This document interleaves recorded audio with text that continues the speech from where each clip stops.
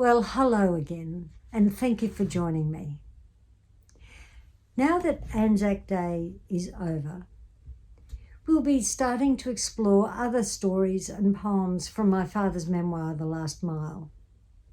For the next couple of weeks, we'll be looking at his life as a travelling showman, over 50 years, and it was a life he loved so much.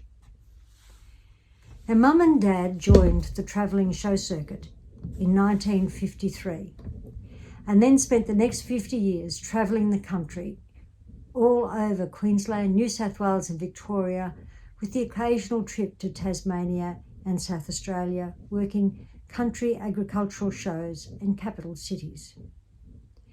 Dad spent a lifetime in Sideshow Alley, and the places he went to, the characters he met, the adventures he had, the dramas and the challenges he faced, and the sights and sounds of that lived experience are so unique, the likes of which we will never see again. Country shows are the social high point for rural towns and regions. And capital shows like the beloved Brisbane Ekka brings the country to the city in a way that nothing else can. And Sideshow Alley is an integral part of all of that. In his memoir, Dad talks about the history of agricultural shows, what they mean to local people, and he relates many funny anecdotes and stories about his travels. You'll have to read the book. And one of those funny stories is in a poem called Curly K.O. It's about a boxer that travelled the show circuit fighting in Jimmy Sharman's boxing tent. At the time of the poem, the tent show was being managed by Les McNab, a former heavyweight boxer who fought many times at Rushcutters Bay in Sydney, at the Old Barn, as the stadium was affectionately known. Curly K.O. was a real character. He'd clown around his opponent, he'd jump behind him suddenly and give a little kick on the bum, and then would appeal for a foul blow to the referee. His facial expressions had to be seen. He really should have been an actor. And Dad wrote this poem about an incident at Gympie Show that made Curly a laughing legend. I hope you enjoy it. Curly K.O., read by Mr. Earl Taylor. Curly K.O. 'Twas showtime up in Gympie Town. Folks poured into the ground. McNab was spruiking Sharma's tent, the prize a pound around. The pitch grew thick neath where he stood on the line-up board above, and he called for volunteers in the crowd to take a glove. The bell was ringing loudly and the big drum banged away, and he introduced from Sharman's troop well-known fighters of the day. Here's the champ, Carlo Marchini, Kevin Lee and Georgie Ben. And you've heard of K.O. Curly? That's him, standing on the end. Now I'll match him up with anyone, catch weights or level pounds, and there's a £10 note for anyone who can stay with him 4 rounds. A voice was heard out in the pitch and the crowd all turned to see. He's about my size. I'll take him on. He don't look so tough to me.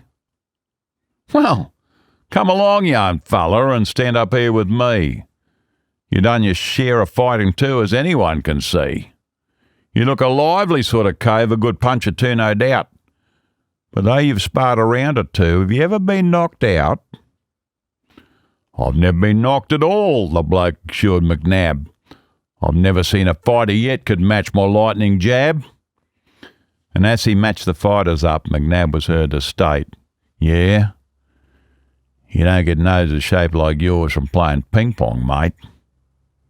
But if you can't fight when you come inside or you scribble in me tent, your ears might get more thick and then your nose a bit more bent.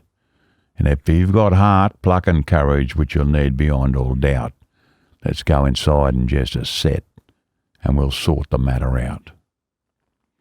He told the crowd, get tickets now and don't miss any part. There's room inside the big marquee and the show's about to start. Marchini fights this session, and when this fellow who can skite gets in with K.O. Curly, I can promise you a fight. The tent was filled with people. They watched prelims come and go, and the crowd got restive, yelling, "Where's that fella in KO?" McNabb gloved up the local and explained rule number 3. If you don't fight or squib it, then you'll get nothing, see? He rang the gong. The boys came out and danced around a bit, with probing lefts and swinging rights, but no one scored a hit. Curly hung a right on the local's chin, which turned his legs to jelly. Then he replied with a wild left rip that caught Curly in the belly. The elastic popped in Curly's trunks and they began to slip, and panic rose when Curly felt them sliding down his hip. When he grabbed his trunks, the local swung at his unprotected jaw.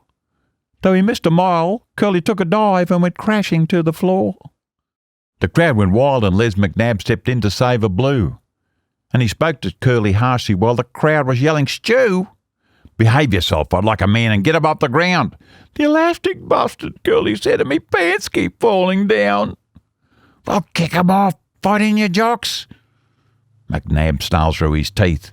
"I can't," said Curly sheepishly. "I've got nothing underneath." "Well, hold 'em up and fight one hand," McNabb then roared at him. "Just give these mugs their money's worth or they'll tear us limb from limb." So Curly rose to battle, one hand gripping at his waist, while the local rushed in swinging quick victory he could taste.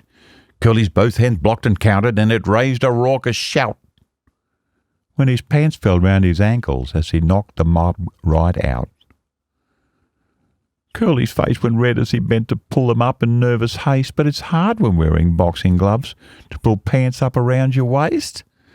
And he fumbled there neath the big crowd stare. Some ladies just swooned away, and the crowd sure got their money's worth, was all McNabb could say. Curly quit the ring that day, and he's only himself to blame, and he vowed not to don another glove and to give up the fighting game.